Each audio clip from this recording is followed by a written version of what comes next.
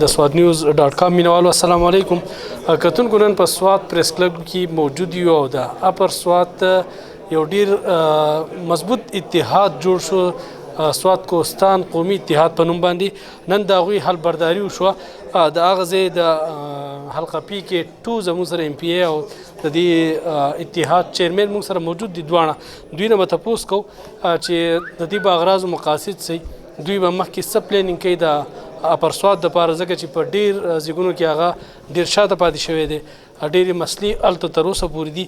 نو ګورو چې دوی د دې اتحاد د سوري لاندې دوی کمې منصوبې لري، کم کارونه به کوي او د دوی مستقبل کې پلانینګ سره. السلام علیکم سر. وعلیکم السلام جی. ډېر سر څه ګڼئ دا چې کوم اتحاد نن جوړ شو، حلبرداري وشوه، دا به د اپر سوات د استحکام د هغې د ترقۍ د خوشحالۍ په بابت کې څونه کردار ادا کوي؟ بسم الله الرحمن الرحیم. ډېره مهرباني. سوات قومي اتحاد چې کوهستان، سوات قومي کوهستان اتحاد چې زمونږ کوم دی، دا عمر فاروق رستم خیلی صاحب چې زما سره ولاړ دی، دوی ملیشیا کې هلته سیټل دي او د هغه ځای نه دوی په مختلف طریقو زمانه 2-3 پیرې دوی په واټساپ باندې لایف کال یا نور سیاسي کم مشران چې زما د حلقې دي د هغوی سره دوی په رابطه کې وو. پړه کې دا خواهش دی چې د دې علاقې د ترقۍ او خوشحالۍ دپاره دی څه کردار ادا کړي.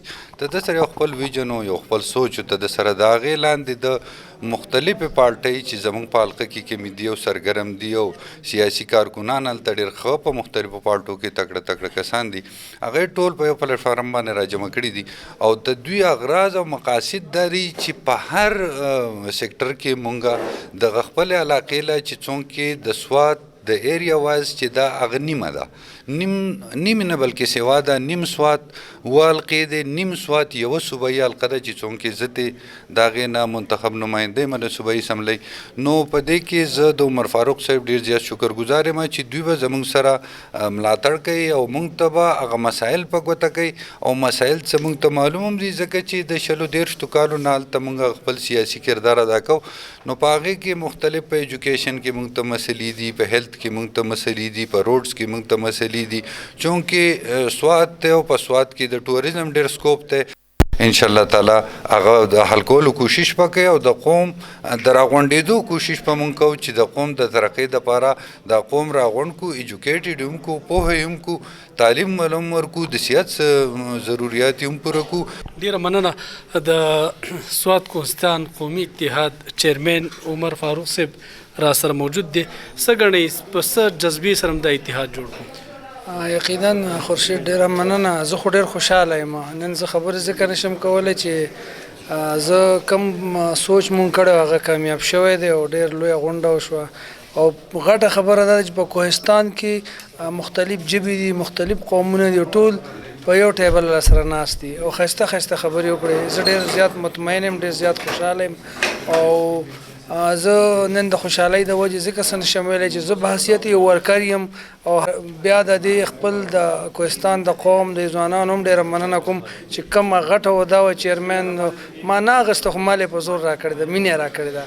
څونه کوششونه او څونه جرګې وي، ننواتې وي په دې اتحاد، ځکه اتحاد خو ډېر په اسانه نه جوړېږي. کار دی، ډېر زیات ګران کار ځکه دی چې زه چا به راته لیونی وي، چا به وي اوزګارخیل دی، چا څه وي چا څه وي، خو زما یو فکر دغه و چې نه موږ د کوهستان اوسېدونکي کم خلک یو، زموږ کم مسلې دي، کمې کشالۍ دي، موږ ته څه مسلې دي په هغې باندې موږ ته ضرور ناسته پکار ده.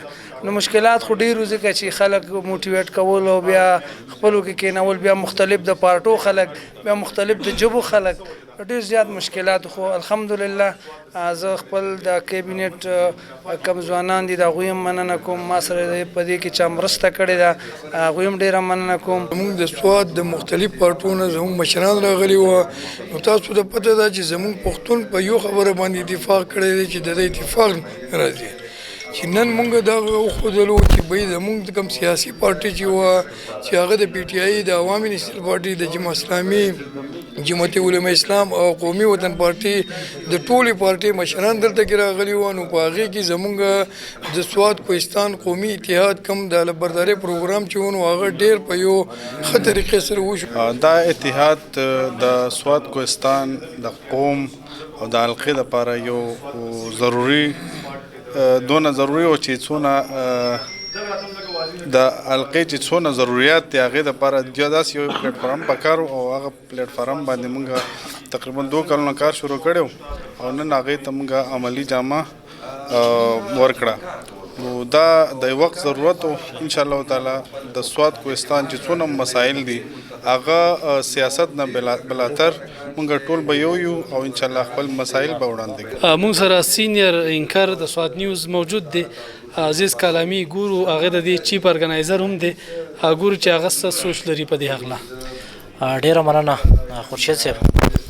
د سوات کوهستان قومي اتحاد نن کوم حلف برداري چې شو د دې تنظیم ټول نول خو د ویم اکثر خلک په فیسبوک باندې هم کمنټس کوي چې یار دا چرته سیاسي اتحاد جوړ شوی دی یا چرته سوات کوهستان خلکو چې نو ځان چرته بل یو پارټي دغه کوي. نو د دغه شانتي هیڅ قسمه څه مقصد نشته.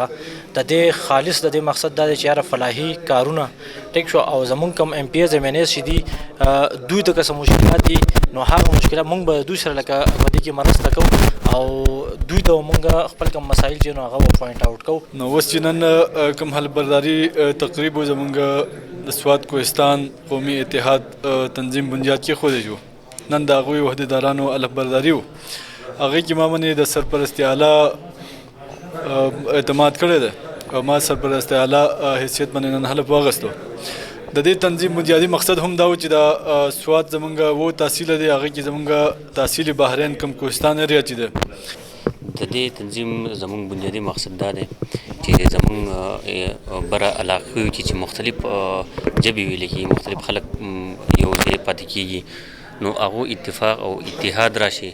بل په هغه علاقو کې چې کوم دي نو زمونږ داسې تعلیم په لحاظ سره د صحت په لحاظ سره داسې خاص ترقي نه دی شوی.